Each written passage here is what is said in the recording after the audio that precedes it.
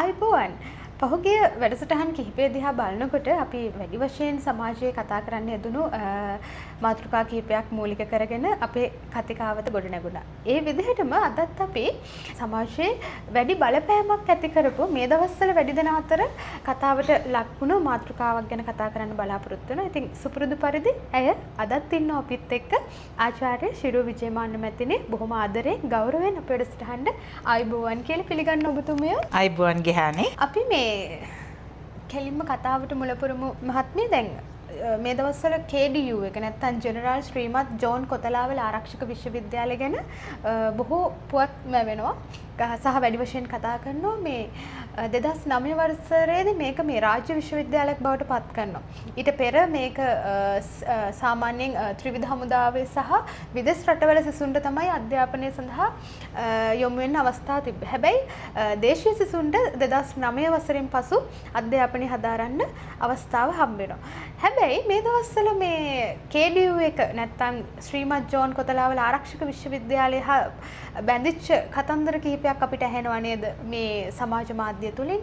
ඔව් ගහන. ඉතින් ඇහෙන දේ තමයි KDU එකට ළමයි ගන්නෙ නෑ කියන එක. ඊට පස්සේ කියන්නේ වෛද්‍ය පීඨයට ළමයි ගන්නෙ නෑ කියන එක. ඉතින් බැලපු බැල්මටම හිතෙනවා දැන් මේ රටේ අපිට වෛද්‍යවරුන්ගේ හිඟයක් තියෙනවා. අපිට වෛද්‍ය පීඨවලට තේරෙන්නේ බොහොම සුළු ගාණක්. එතකොට මේ පහසුකම් තියෙන එකත් අපේ දේශීය සිසුන් අපේ දරුවන්ට නැතුව යනවා කියලා කියන්නේ එතන ලොකු හිඩසක් ආයිත් මේ වන. ඒ වගේම මට හිතෙනවා ලොකු අසාධාරණයක් මේ සිසුන්ට වෙන. පොඩ්ඩක් හිතන්න ගියානි දැන් මේක ඔය දැන් අපි UGC කියලා කිව්වොත් හැමෝටම තේරෙනවා විශ්වවිද්‍යාල ප්‍රතිරාජ කමිෂන් සභාවෙන් තමයි විශ්වවිද්‍යාලවලට දරුවෝ තෝරගන්නේ. එතකොට ඒ ඇක්ට් එක ඇවිල්ලා 1978 මම හිතන්නේ 16 වෙනි පනත නේද? එතකොට ඒකේ යටතේ තමයි මේ තෝරගන්නේ. එතකොට එහෙම තිබිලත් අපිට විශ්වවිද්‍යාල වලට ඇතුළත් වෙන්නේ 1,80,000ක් විතර පාස් වුණාට කී දෙනෙක්ද ඇතුළත් කරගන්නේ? අපි සාමාන්‍යයෙන් 42,000ක් 43,000ක් වගේනේ. එතකොට හිතන්නකෝ අර තියෙන හිඩස. දැන් ඔය KDU එකෙන් අර හිඩස පිරෙව්වා මේ කාලයක් තිස්සේ.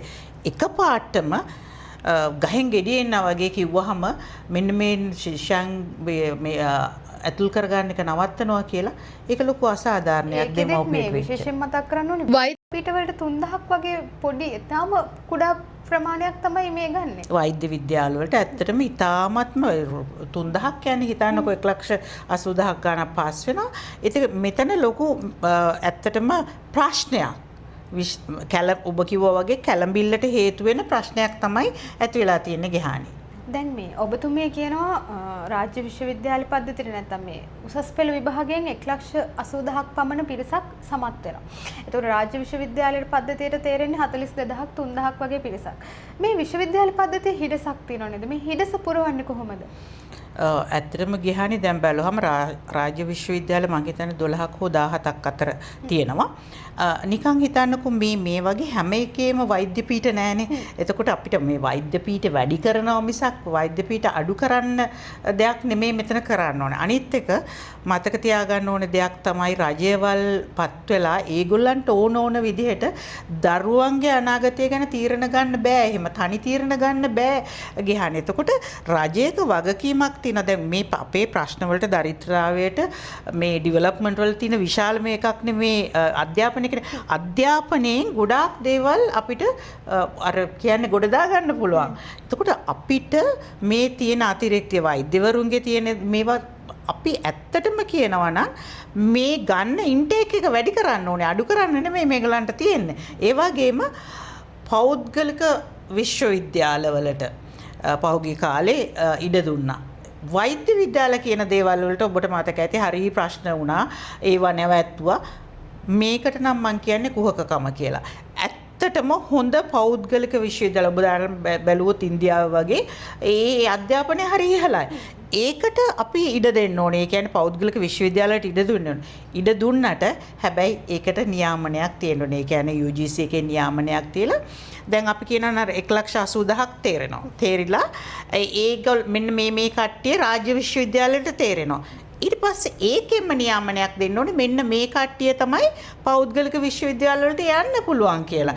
එතකොට ඔය කියන අර S3ක් තියෙන කෙනක් ගන්නවා. එතකොට ඒ ප්‍රශ්නේ එන්නේ නැහැ. ඒ නියාමනය කරන්න ඕනේ සහ නියම කරන්න ඕනේ මෙන්න මේ කට්ටියව ගන්න ඕනේ කියලා. එතකොට ඒව හදන්න ඕනේ. ඒව හදන්නේ නැතුව පෞද්ගලික විශ්වවිද්‍යාල කරන්නේ නැතුව එහෙම නැත්නම් මෙතන KDU එකට ළමයි ගන්නෙ නැහැ කියන එක විසඳුමක් නෙමෙයි. ඒක මහා බ්ලන්ට් ඩිසිෂන් එකක් මං කියන්නේ. දැන් මේ පුවතත් එක්කම ඔවුන්ගේ වෙබ් ගිණුමක සඳහන් වෙනවා නැත්නම් වෙබ්සයිට් එකේ සඳහන් වෙනවා මේ ආයුධම් පත්‍ර කැන්සල් වෙනවා සහ මේ ඔවුන් ගෙවපු මුදල් නැවත ලබා දෙනවා කියලා. ඇත්තටම මේ ගැන ඔබතුමියට මොන හරි කියන්න තියනවද? ඒ කියන්නේ ගිහානේ රජයට මුදල් වැඩි වෙලාද? දැන් මෙතන මේ රට ආර්ථික තත්ත්වයෙන් බොහොම පහළට වැටිච්ච වෙලාවක ඇයි මේ දෙමව්පියන්ගේ මුදල අරගෙන යම්කිසි සංවර්ධන වැඩපිළිවෙලට ඒක යොදවන්නේ නැත්තේ? මට හිතා ගන්න බැරි ඒකයි. දැන් හිතන්න දැන් මේ සිසුන්ට අපව සල්ලි දුන්නා කියනකො ඒ සල්ලි ටික මේ රටේ රැඳෙනවද? මේ රටේ රැඳෙන්නේ නැහැ. මොකද්ද අපිට තියෙන විකල්පේ? අපි ඊට පස්සේ විදේශ විශ්වවිද්‍යාලයකට අපේ දරුවන් යවනවා. එතකොට මොකද්ද අපේ ආර්ථිකයට වෙන උණ බලපෑම මොකද්ද? නෙගටිව් ඉම්පැක්ට් එක තමයි අපේ රටේ තියෙන විශාල විදේශ විනිමය ප්‍රමාණයක් එළියට ඇදිලා යනවා. ඒක හොඳද රටට? දැන් රාජ්‍යයක් විසින් කරන්න තියෙන ඕකනේ මෙන්න වැඩිපුර විශ්වවිද්‍යාල ඇති කරලා ඒවට නියාමනයක් යොදලා ඒව මොනවද වෙන්නේ කියලා බලන්න. අන්න ඒ ටිකයි රජයක් කරන්න තිබුණේ. නැතුව මේක අනේ මන්දා හිතා ගන්න හරි අමාරුයි. මොන වගේ තීන්දුවද මේ ගන්න කියන එක පළවෙනි කාරණාව අපේ විදේශ විනිමය යනක දෙවෙනි එක අපේ දරුවෝ අපේ ළඟ රැඳෙන්නේ නැති එක දෙමව්පියන්ට ඇති වෙන ප්‍රශ්න හුඟක් වෙලාවට මේ විදේශ වලට ගියාම දරුවෝ හපව වෙන්නේ නැහැ දෙමව්පියෝ තනි වෙනවා ඔය වගේ ප්‍රශ්න තියෙන හුඟක් දෙමව්පියෝ සහ දරුවෝනුත් කැමති මේ රටේ මොනවා හරි ඉගෙනගෙන මේ රටේ දෙයක් කරන්න. ඇත්තටම තියෙන්නේ මේ රජයට කරන්න තිබුණේ තව පෞද්ගලික විශ්වවිද්‍යාල හදලා ඒ වගේ මේකේ උගන්නන ගුණාත්මක භාවය වැඩි කරලා ඒවට පිටරට වලින් හරි කමක් නැහැ විශේෂඥව ගෙන්නලා මේ විශ්වවිද්‍යාල වලට දරුවෝ වැඩිපුර ගන්න එක තමයි මේ රජයට කරන්න තිබුණේ. නැතුව මේ විශ්වවිද්‍යාලේ එහෙමනම් ඇයි විදේශ සිසුන්ට දෙන්නේ?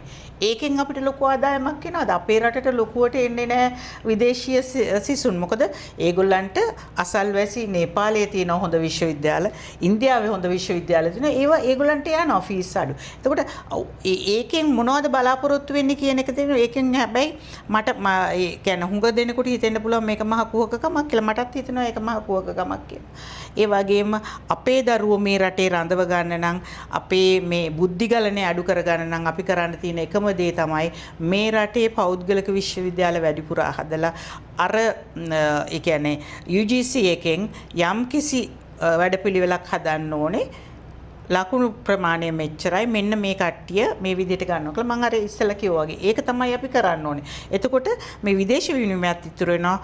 දරුවන් අතර සහ දෙමව්පියන් අතර තියෙන සහසම්බන්ධතාවය රැකෙනවා.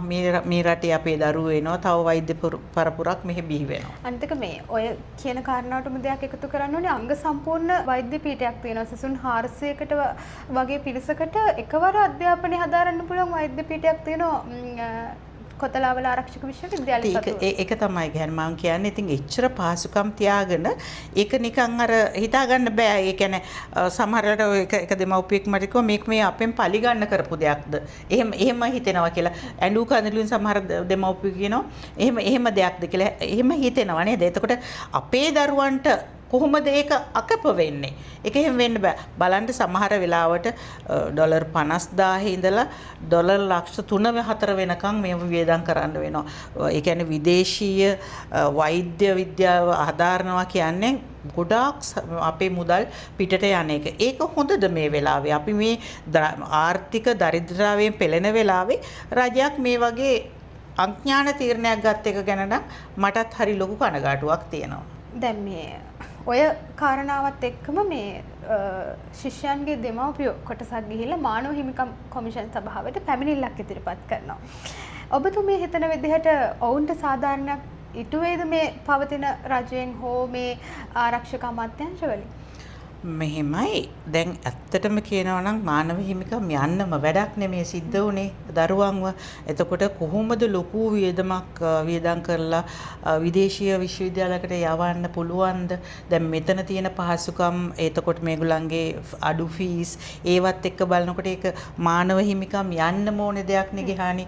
මම හිතනවා මානව හිමිකම් ගිහිල්ලා මේගොල්ලෝ විසඳුමක් දෙයිද නැද්ද කියන එක ඉතින් හිතා ගන්න බෑ. නමුත් මම හිතනවා අනිවාර්යෙන් මේකට විසඳුමක් දෙන්න ඕනේ.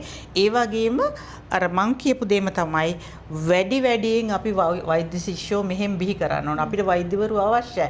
හිටපු වෛද්‍යවරු ටිකක් ගිහිල්ලා අපිට මොකද මේ රටේ සිද්ධ වෙන දේවල් නිසා ඒගොල්ලෝ ගිහිල්ලා. ඉතින් අපි පුළුවන් තරම් වෛද්‍යවරු මෙහෙ හදා ගන්න ඕනේ. විදේශ විනිමය ඉතුරු කර ගන්න ඕනේ මේ වෙලාවේ. එතකොට ඔය IMF එහෙම යන්න ඕනේ වෙන්නේ නැහැ. සෑහෙන සිසුන් ප්‍රමාණයක් මෙහෙන් ගත්තොත් මොකද සමහර දෙමව්පියන්ට පුළුවන් afford කරන්න. ඉතින් ඒක ඒව ගැන හිතන්නේ නැතුව දැන් බලන්න ඕස්ට්‍රේලියාව කැනඩාව වගේ රටවල් වල වැඩිම ආදායම මොනවද? විදේශ සිසුන්. හරිද? එතකොට අපිට විදේශ සිසුන්ගෙන් එහෙම ලොකු ආදායමක් එන්නේ නැහැ. අපේ රටේ ඉන්න දරුවන්ගේ ආදායම හොඳටම ඇති වෙනවා යම් කිසි දෙයක් මේ රජයකට කරගන්න. ඉතින් මම හිතනවා මානව හිමිකම් යන්නේ කොහොඳයි අනිවාර්යයෙන් මේගොල්ලන්ට යන්න ඕනේ. බලාපොරොත්තු වෙනවා මේකට රජයේ විසඳුමක් දෙයි කියලා. මේ අර මං කිව්වේ එක පාට මෙහෙම තීරණ ගන්න එක එහෙම රජයකට ඕන විදිහට එහෙම තීරණ ගන්න බෑ. අවසාන වශයෙන් මට අහන්න හිතුණා ඔබතුමිය මේ කාරණාව සම්බන්ධයෙන් ඇත්තටම දරන මතය මොකක්ද? මං ඇත්තටම දරන මොකද මං දරුවෝ 5 දෙනෙක්ගේ අම්මා කෙනෙක්. එතකොට මගේ දරුවන් 5 දෙනෙක්ගෙන් 4 දෙනෙක්ම ඉන්නේ පිටරට විශ්වවිද්‍යාල. ඇයි මගේ දරුවන්ට මෙහි විශ්වවිද්‍යාල වලට ඇතුළත් වෙන්න බැරි වුණා. විශාල ධනස්කන්ධයක් අපෙන් ගියා. දරුවෝ ටික අපි ළඟ නැහැ. දරුවෝ අද හොඳින් හිටියට උපාධිධාරී වුණාට ඒ රටවල වල හොඳින් හිටියට අර ඒ සහ සම්බන්ධතාවය ගැන ආදරේ කරුණාව එකට හිටියනම් හිතන්නකෝ ගියානේ දරුවෝ 5 දෙනෙකුත් එක්ක මේ රටේ ලස්සනට ඉන්න දරුවෝ උනත් කැමැත්තෙන් නෙවෙයි ඒවා ඉන්නේ. ඒගොල්ලන්ගේ ශරීර වලින් විතරයි ඒගොල්ලෝ ඉන්නේ. හදවතින් ඒගොල්ලෝ මෙහෙ. ඉතින් අර දැන් තාක්ෂණයේ දියුණු වෙන හින්දා උදේ හවස දරුවෝ කතා කරන එක ඒ උනාට ඒ තනිකම ඒක දැනෙනවා. ඒ සෙනෙහස ඒ දැන් ඇත්තටම කියනවා නම් සමාජයක් ගොඩනගන්න ඕනේ ගුණදහම් සහ සම්බන්ධතාවලින්. ඒවනේ වැඩි වෙලා ඉන්නේ. දැන් අපි දරුවන්ට බයිනවා 2000 පස්සේ ඉපදුන අයට කිසිම චාරයක් නැහැ. ඒගොල්ලෝ දන්නේ නැහැ කියලා. මොකද්ද මේ කරේ? මේ ආපු හැම ආණ්ඩුවක්ම කරේ මේ දරුවන්ව ඒ තත්ත්වයටපත් කරපු එක. එතකොට මේ දේශපාලනය තමයි ඇත්තටම මේ හුඟක් විනාශ වලට හේතුව. ආර්ථික දේවල් ආවේ පස්සේ. අදටත් යහපත් ආර්ථික තත්ත්වයක් තියෙන දෙමව්පියෝ මේ රටේ ඉන්නවා. නිකන් බලන්නකො හොඳම දේ තමයි දැන් මේ ඊයේ පෙරේද කාර් ගෙන්නන්න දුන්නා කොච්චර කාර් ගෙන්නවද කියලා. ඒ කියන්නේ රටේ සල්ලි තියෙනවනේ. නැත්තේ නෑනේ. මේකට විසඳුම මං හිතන විදියට ඒ KDU එක අහපව් අපේ දරුවන්ට ඒ ඇඩ්මිෂන්ස් දෙන්න ඕනේ කියන එක තමයි මං කියන්නේ. ඉතින් මේ අදත් සොඳුරු කතා බහක් නැත්නම් අපි කතා කරන්න ඕනේ මාතෘකාවක් ගැන හරි අර්ථානුපූර්වකව කතා කරා. ඉතින් අදත් ස්තුතිවන්ත වෙනවා බොහොම ආදරෙන් ගෞරවයෙන් ඔබතුමියට. ඉතින් නැවත දවසක මේ විදිහටම හමු වෙන්න බලාපොරොත්තු වෙමින් ගිහින් යන්නම්. ඔබට සුබ දවසක්.